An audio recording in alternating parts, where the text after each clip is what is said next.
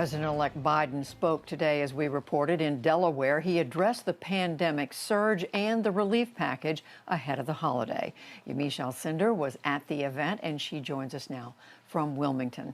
So, hello, Yamiche. Tell us about more about what the president-elect had to say in these days leading up to Christmas. He had a pretty dire warning, didn't he? That's right. President-elect Joe Biden really issued a stark warning to Americans as, of course, 320,000 Americans have now died from the coronavirus pandemic. He said that Americans are going to need to steel their spines and be ready because he said the darkest days are ahead of us, not behind us.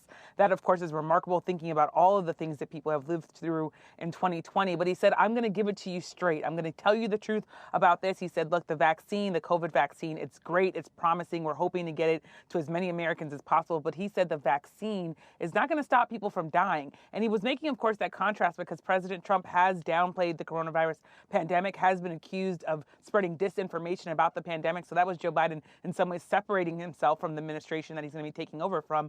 He also said that he is willing and wanting to work with Congress to try to get more COVID relief done. Of course, we've been covering this all week with Lisa giving us the play-by-play.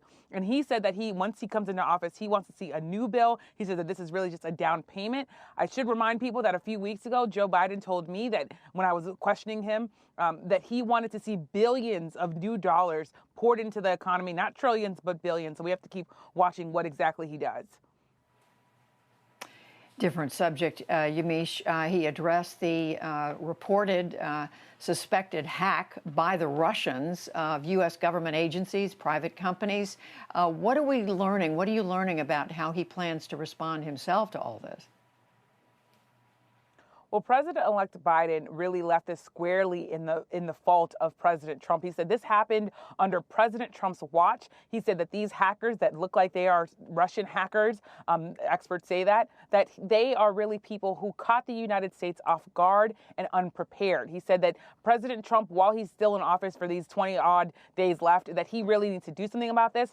He also said that he pledged that he would get ready and get the country and the government more protected. I questioned him specifically, can you ensure Americans that these government agencies that were targeted, including the Department of Homeland Security and State Department, will they be safe when you are president? And he said, Judy, I cannot. That in some ways is a really remarkable statement, a man thinking about the fact that there's so much at stake and that experts have said that we're not sure we'll know whether or not Russia is continuing to be in those networks and whether or not we'll be able to remove them in quick time period or if it's going to take years to do so.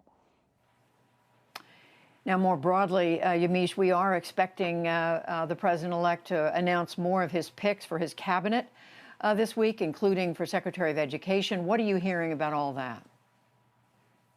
That's right. The Biden administration, the Biden transition team, they're continuing to make picks, continuing to do the work, even though I should say President-elect Biden said today that they're not getting all of the cooperation that they want to, especially when it comes to the Defense Department, as well as other pockets of the government. That being said, we know that President-elect Biden is expected to pick Miguel Cardona, and I want to put up for people a little bit about his background. He's a Puerto Rican education official. He was Connecticut's education commissioner. He was also a former public school teacher and principal. This is he's seen as a lifelong champion for public schools, which is much different than Betsy DeVos, the current education secretary. Also, he has pushed for schools to reopen during COVID. Now, people who are allies of Cardona say that he's someone who's really going to be trying to turn the U.S. government and the education department back to supporting public schools. There are a lot of critics of Betsy DeVos, the current education secretary, who say she was focused too much on school choice, focused too much on the private sector, and not doing enough to really help public schools, especially during the pandemic. I also think it's very interesting that he is pressing for schools to be reopened during the pandemic. He's saying essentially that there are too many students, too many children who are being left behind in the middle of the pandemic. That's in some ways a controversial idea, but there are, of course, people who want to see more students in schools and others, of course, who say it's just not safe. And finally, Yamiche, turning to President Trump, he is continuing to push these unfounded claims of widespread fraud in the election that led to his defeat. But today we see two of his prominent allies in the media backing away from that. What have you learned about what's happened here? This is pretty remarkable. We saw really unusual walkbacks from Fox News as well as Newsmax, which is a smaller conservative network. They both backed away from reporting that they were doing that was in some ways insinuating that voting machines somehow the votes may have been changed because of those machines. What we saw were two companies then threaten those networks with legal action, saying that you are essentially lying about our companies. We then saw Fox News and Newsmax say, in fact, that there is no evidence that voting machines have been changed or that there was any sort of fraud there. It's really important because President Trump has continued to make the case, even though there's no evidence, even though he has lost in court case after court case, he continues to make the case that these voting machines were messed with and that somehow that's the reason why he lost the 2020 election. So in some ways, we're seeing these media outlets back away from the president's claims. I also think it's notable because there are allies of the president who tell me, as well as other reporters, that they are increasingly worried about the fact that the president wants to go through even more means to try to take back this election,